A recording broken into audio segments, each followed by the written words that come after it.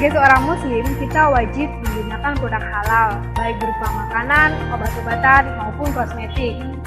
Inilah beberapa produk yang telah mendapatkan sertifikat halal dari LP POM MUI. Nah, saat ini kita akan berkunjung ke kantor yang mengeluarkan sertifikat halal. Assalamualaikum warahmatullahi wabarakatuh. Semoga kita semua selalu dalam lindungan Allah Subhanahu wa Ta'ala, dan sholawat serta salam senantiasa tercurah kepada junjungan kita Nabi Muhammad SAW. Pemirsa, masalah halal dan haram merupakan sesuatu yang sangat penting dalam ajaran agama Islam, baik untuk kehidupan di dunia maupun di akhirat kelak. Halal dan haram menjadi bagian dari keimanan dan ketakwaan. Perintah untuk mengkonsumsi produk yang halal dan larangan untuk mengkonsumsi produk yang haram sudah jelas dalam tuntunan agama Islam. Untuk lebih jelasnya, kita akan berbincang dengan Bapak Bayu Jagatnanta selaku Direktur LP POM MUI Provinsi DKI Jakarta. Nah, pemirsa, saat ini saya sedang berada di kantor Majelis Ulama Indonesia Provinsi DKI Jakarta di Gedung Jakarta Islamic Center. Dan kita akan berbincang dengan Bapak Muhammad Bayu Jagatnanta selaku Direktur LP POM MUI Provinsi DKI Jakarta. Assalamualaikum Bapak Bayu. Waalaikumsalam warahmatullahi. Apa kabar? Alhamdulillah baik. Bapak, dalam agama Islam, masalah prinsip halal dan haram merupakan sesuatu hal yang sangat penting. Bisa diceritakan sedikit dong Pak tentang sejarah berdirinya LP POM MUI ini? Oh iya, gini ya Mbak ya. Jadi kalau LP POM MUI ini berdiri mungkin diawali dengan adanya dulu ada kasus lemak babi ya di daerah Jawa Timur ya, waktu itu ada seorang dosen peneliti almarhum Profesor Tri Susanto, dan mungkin sekitar tahun 80-an, dan dari situlah cakap bakal mulai berdirinya LP POM MUI di pusat ya. Setelah itu dari pusat bermuncullah LP POM provinsi, tingkat provinsi. Kita termasuk yang awal ya untuk berdirinya LP POM sebagai pionir ya Pak ya. Iya. Kemudian sejauh ini LP POM MUI sudah berperan penting dalam pengembangan perekonomian di Indonesia ya Pak.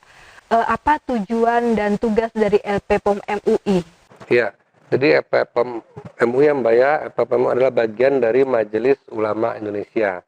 Kalau kita di DKI, jadi berarti kita adalah bagian dari Majelis Ulama Indonesia Provinsi DKI Jakarta. Nah, ulama kita tahu ada Qadibul Umat, jadi tugas utama dari ulama adalah untuk menenteramkan umat, memberikan nasihat-nasihat di umat. Nah, kita ini karena bagian dari MUI, berarti kita juga bertugas ya, dalam membuat ketentraman kepada umat dalam hal panganan yang halal. Jadi seperti itu tugas utama kita, membantu MUI dalam menenteramkan umat khususnya di wilayah DKI Jakarta. Oh iya. Kemudian selama ini kegiatan utama yang dilakukan MUI Provinsi DKI Jakarta untuk memperkuat kelembagaan itu apa saja Pak kegiatannya? Ya banyak ya, kalau kegiatan MUI, Komisi ini kan ada berbagai macam bidang ya, seperti bidang fatwa, bidang dakwah, bidang pendidikan, dan kami adalah salah satunya adalah bidang LP POM. Nah, kita LP POM adalah suatu lembaga yang ditugaskan oleh MUI untuk meneliti, mengkaji pangan, obat-obatan, dan kosmetik yang beredar khususnya di Provinsi DKI Jakarta agar barang-barang tersebut sudah jelas kehalalannya. Seperti itu Mbak. Kita ketahui bahwa 2 tahun yang lalu DPR RI telah membentuk BPJPH. Bagaimana bentuk kerjasama antara LP POM MUI dengan BPJPH dan peran serta tugas masing-masing dari lembaga tersebut? Oh iya, ya kita memang akhir-akhir ini yang ramai di media sosial ataupun viral tentang BPJPH ya. BPJPH adalah suatu badan otonom di bawah Kementerian Agama. Nah, itu BPJPH itu berdiri adalah amanat dari undang-undang, Mbak. Jadi sekarang untuk halal sudah ada undang-undangnya. Undang-undang nomor 33 tentang tahun 2014 tentang jaminan produk halal. Jadi nanti produk-produk yang beredar di wilayah hukum negara Kesatuan Republik Indonesia sudah jelas status halalnya. Jadi seperti itu. Nah, undang-undang itu sudah jelas. Nah, undang-undang itu lalu membuat suatu badan yang namanya BPJPH dalam rangka untuk registrasi dan administrasi. Nah, kami tetap aktif ya, LP POM tetap aktif membantu BPJPH dalam rangka untuk mensertifikasi produk-produk pangan, obat-obatan, dan kosmetik. Seperti itu, Mbak. Dan di era milenial saat ini ya Pak, untuk mempermudah jangkauan akses, LPPOM MUI telah mendirikan Halo LPPOM MUI atau Halal Learning Online. Bagaimana sistem ini diterapkan dan sejauh mana efektivitas sistem ini, Pak? Ya, jadi LPPOM MUI ya, pusat sudah mempunyai website dan mempunyai database ya. Nah, kita semua LPPOM provinsi menginduk dari sistem yang ada di LPPOM MUI pusat ya, baik sistem pelayanan atau mungkin sistem sosialisasi database. Jadi semua data-data produk yang sudah ada disertifikat oleh Komisi Fatwa MUI itu semuanya ada di dalam database halal. Jadi nanti Mbak bisa buka websitenya, website halalmui.org. Nanti situ ada nama daftar-data produk yang sudah kita oleh LPPOM MUI disertifikasi. Seperti itu, Mbak. Bagaimana peran dan kiprah dari LPPOM MUI bagi masyarakat maupun produsen untuk mengenai produk dari makanan, obat-obatan maupun kosmetika halal, Pak? Ya, Mbak, begini ya. Jadi kita tadi kan sudah jelaskan adalah bagian dari MUI DKI yang tujuan utamanya adalah menetralkan umat ya. Peran kita ini adalah sebagai peneliti dan pengkaji produk-produk baik itu pangan, obat-obatan, dan kosmetika yang beredar di masyarakat ya. Jadi siapapun para pengusaha yang ingin mendaftarkan produknya sehingga produknya sudah jelas skalanya harus saat ini melalui kami dahulu ya. Jadi melalui kami ya, langkah dahulu melalui kami dahulu, dan kita sistem pelayanannya sudah online. Nah, registrasinya sudah online ya dengan sistem serol kita ya. Jadi karena sudah online dan kita satu hari 24 jam terbuka, satu minggu 7 hari kerja. Jadi sesuai standby dan bisa di mana saja, kapan saja melakukan registrasi. Tapi mungkin awal-awal datang ke kantor kami dulu untuk membeli semacam formulir atau akun. Nah, itu bisa melaksanakan mengisi di mana saja dan kapan saja. Dan bagaimana detail prosedur awal bagi produsen untuk mendapatkan sertifikasi halal, Pak? Jadi persyaratan intinya sih mudah saja ya, Mbak. Jadi syarat produsen untuk mendapatkan sertifikat halal, persyaratan utamanya pertama adalahnya niat ya. Niat ya, komitmen yang kuat. Setelah itu ada kejujuran.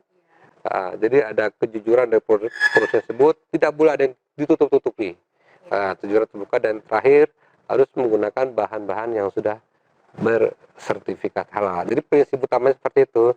Nah, kalau mengenai langkah teknis prosedurnya, nanti mungkin bisa langsung di sekretariat ya dengan staf kami untuk menjelaskan bagaimana prosedur tahapan-tahapannya. Seperti itu ya. Oh iya, baik.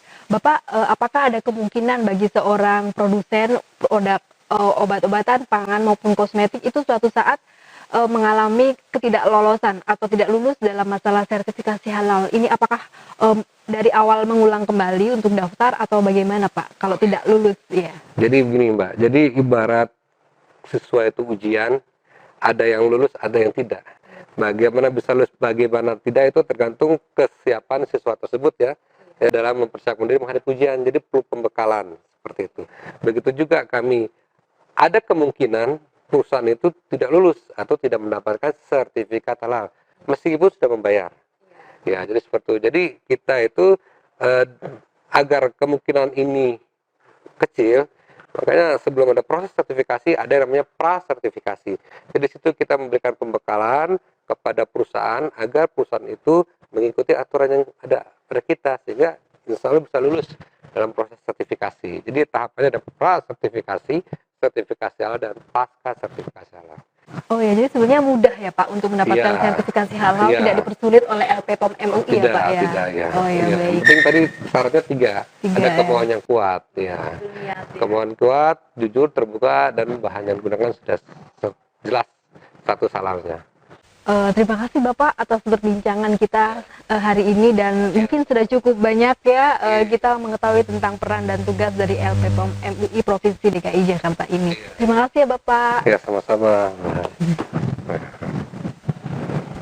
Demikian pemirsa perbincangan saya dengan Bapak Direktur LPPOM MUI Provinsi DKI Jakarta, Bapak Bayu Jagatnata.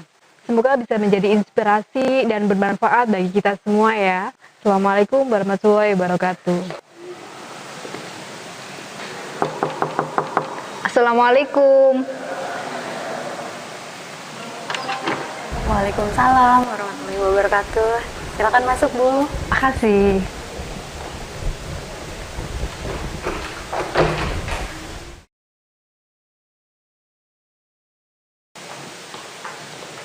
Silakan duduk, Bu. Iya, makasih Mbak. Mbak, saya mau nanya nih Mbak, bagaimana prosedur untuk mendapatkan sertifikasi halal? Oh iya. Pertama, Ibu membawa dokumen-dokumen untuk persyaratan sertifikat halal seperti fotokopi KTP pemilik, surat kuasa jika memang Ibu diwakilkan oleh pihak orang lain yang mendaftarkan sertifikat halal, kemudian izin usaha Ibu seperti PIRT, TDP, atau surat izin usaha yang lainnya. Kemudian Ibu juga harus membawa daftar bahan yang Ibu gunakan untuk proses produksi produk yang Ibu jual. Kemudian Ibu juga harus menyiapkan matriks produk versus bahan yang Ibu gunakan untuk proses produksi produk yang Ibu jual tersebut. Selanjutnya nanti akan dipandu oleh staf kami untuk mengisi ke sistem online yang namanya Serol.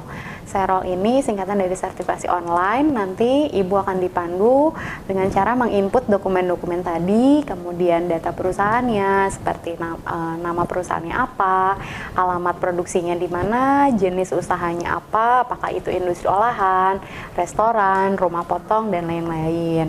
Kemudian nanti Ibu akan diminta untuk mengupload dokumen bahan seperti sertifikat halal bahan, kemudian tadi matriks produk dan bahan baku. Selanjutnya setelah selesai proses penginputan ke Serol akan diperiksa oleh tim bagian auditing. Jika ada beberapa yang masih kurang, nanti Ibu akan diminta untuk melengkapi dokumen-dokumen atau persyaratan lainnya yang bisa Ibu pantau di sistem Serol yang sudah kami terapkan sejak tahun 2012. Kemudian nanti setelah proses administrasi selesai diperiksa oleh staf auditing, akan ada proses pemeriksaan atau audit ke perusahaan Ibu, di mana nanti akan diperiksa proses produksinya seperti apa dan fasilitas produksinya bagaimana. Setelah dilakukan proses audit, akan dilakukan rapat auditor, di mana auditor itu akan menjelaskan hasil temuan pada saat audit. Di mana kalau misalkan pada saat audit itu tidak ada kelemahan yang memang tidak menghambat proses sertifikat halal, maka akan bisa dinyatakan siap untuk masuk rapat komisi fatwa, di mana rapat komisi fatwa ini adalah rapat tim fatwa yang akan mengeluarkan status halal atau tidaknya suatu produk. Komisi fatwa ini berisi para ulama, seperti itu Bu. Tapi kalau misalkan pada saat rapat auditor masih ada temuan-temuan kekurangan dari hasil audit yang telah dilakukan oleh auditor, maka Ibu nanti akan diberikan surat audit memorandum dari kantor kami untuk melengkapi kelengkapan agar bisa masuk ke rapat tahap komisi fatwa. Kira-kira butuh waktu berapa hari Mbak untuk mendapatkan sertifikat halal? Itu sebetulnya tergantung dari kerjasama antara perusahaan dan staf LPPOM, Bu. Jika perusahaannya dalam menginput data ke sistem Serol itu cepat, insya Allah proses sertifikasi halal juga bisa cepat, Bu. Kurang lebih 1 bulan. Tapi kalau misalkan lama dari proses input Serolnya dari perusahaan Ibu, maka bisa jadi lebih dari 1 bulan. Seperti itu, Bu. Selain itu ada syarat lain nggak Mbak? Oh iya, satu lagi Ibu sebaiknya mengikuti dulu pelatihan sistem jaminan halal, di mana pada pelatihan itu Ibu nanti akan kami berikan informasi dan ilmu pengetahuan mengenai proses sertifikasi halal secara lengkap seperti apa dan bagaimana sebaiknya Ibu menerapkan sistem jaminan halal di perusahaan Ibu, yang mana sistem jaminan halal ini terdiri dari 11 kriteria. Kenapa Ibu perlu mengikuti pelatihan sistem jaminan halal? Karena sistem jaminan halal ini merupakan suatu sistem yang menjamin kehalalan suatu produk dalam suatu perusahaan. Karena tidak mungkin kan auditor selama masa berlakunya sertifikat halal kami terus memantau perusahaan Ibu, sehingga dengan sistem jaminan halal ini diharapkan menjadi guideline perusahaan Ibu dalam menerapkan komitmen produksi produk yang jelas kehalalannya. Seperti itu, Bu. Kira-kira berapa biaya yang dibutuhkan untuk prosedur ini, Mbak? Mengenai biaya itu tergantung dari jenis perusahaan atau jumlah produk yang didaftarkan. Kami basicnya per kelompok produk. Jadi pada saat sebelum nanti dilakukan audit itu akan keluar proses akad biaya sertifikasi halal, di mana biasanya besarannya 2,5 juta per 10 produk untuk industri olahan, sedangkan untuk restoran atau industri bakery dan roti dan kue itu untuk 25 produk seperti itu, Bu. Jadi nanti setelah Ibu membayar akad biaya tersebut, baru akan dilakukan proses audit ke perusahaan Ibu. Seperti itu, Bu. Namun ketika proses jumlah produknya lebih dari 10 atau lebih dari 25, tentu besaran biayanya pun lebih besar dari 2,5 juta. Seperti itu, Bu. Apakah ada subsidi dari pemerintah atau instansi terkait apabila ada UMKM yang kurang mampu untuk melakukan pembiayaan terhadap proses sertifikasi halal ini? Oh iya, tentu alhamdulillah sudah hampir 3 tahun ini LPPOM MUI DKI bekerja sama dengan beberapa instansi, diantaranya Dinas Perindustrian dan Energi Provinsi Jakarta, yang mana Dinas DPE ini membiayai sejumlah IKM yang ada di Provinsi Jakarta. Kemudian kami juga ada program kerjasama dengan Bank Indonesia, Skofindo, atau Dinas KPKP, yaitu Dinas Ketahanan Pangan dan Kelautan. Kemudian ada juga kerjasama dengan Asosiasi Pengusaha Jasa Boga Indonesia. Biasanya mereka khusus yang untuk restoran atau hotel, mereka yang kami melakukan sosialisasi bagaimana proses sertifikasi halal, namun nantinya dikembalikan lagi apakah mereka berminat atau tidak, seperti itu. Terima kasih banyak ya Mbak atas informasi yang diberikan, sehingga sangat membantu masyarakat untuk mengetahui prosedur dari sertifikasi halal ini. Sama-sama Ibu, terima kasih kembali atas kunjungannya. Kiprah LPPOM MUI sebagai leader dalam sertifikasi halal dibuktikan dengan dipakainya sistem prosedur sertifikasi halal sebagai standar internasional. Nah, marilah mulai saat ini kita menjadikan halal sebagai tren di kalangan masyarakat muslim di Indonesia dan menjadi bagian dari hidupnya. Halal is my life. Wassalamualaikum warahmatullahi wabarakatuh.